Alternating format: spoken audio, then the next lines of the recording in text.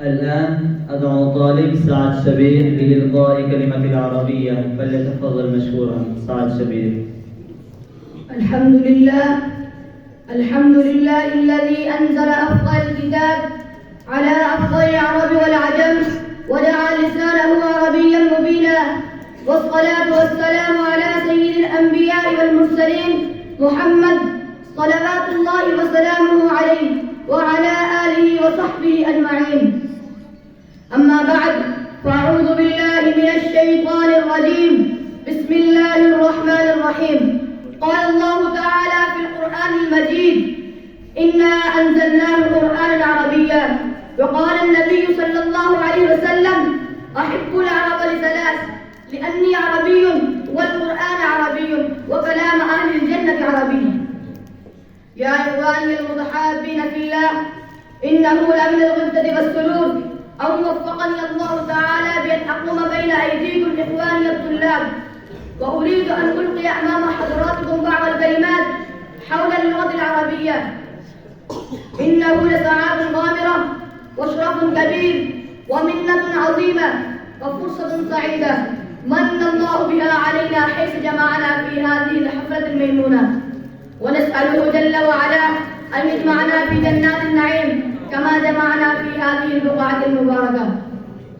أحبتي في الله، لا شك أن اللغة العربية لها دور ومكان في نشر العلوم الإسلامية في أرجاء العالم، ولو لم تكن اللغة العربية لما فهمت الأمة القرآن والأحاديث ولما توحدت على كلمة واحدة، ففرض على الأمة تعليمها وتعلمها. وفي هذا الصدد قال عمر رضي الله عنه: تعلموا العربية فإنها من دينكم. وقال ابن تيمية رحمه الله: العربية من الدين وتعليمها واجب.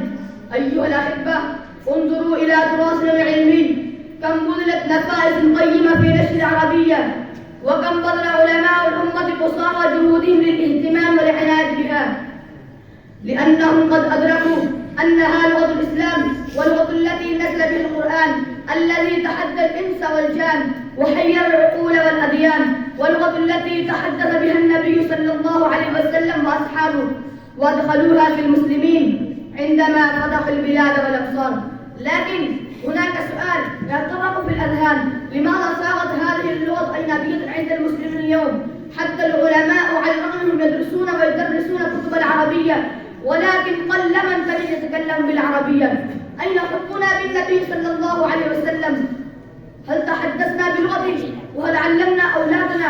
وهناك كم تجد من بيوت المسلمين في البلاد الإسلامية الذين يتكلمون مع أبنائهم باللغة الإنجليزية فخرا واعتزازا بها.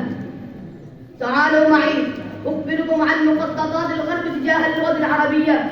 لما حاول أعداء الإسلام أن يحرفوا كلام الله ما استطاعوا، لأنه سبحانه وتعالى تعهد بحفظه وقال: إنا نحن نزلنا الذكر وإنا له لحافظون. وحملوا سلاحا آخر بعد فشلهم، ألا وهو نشر اللغات بين الشعوب الإسلامية.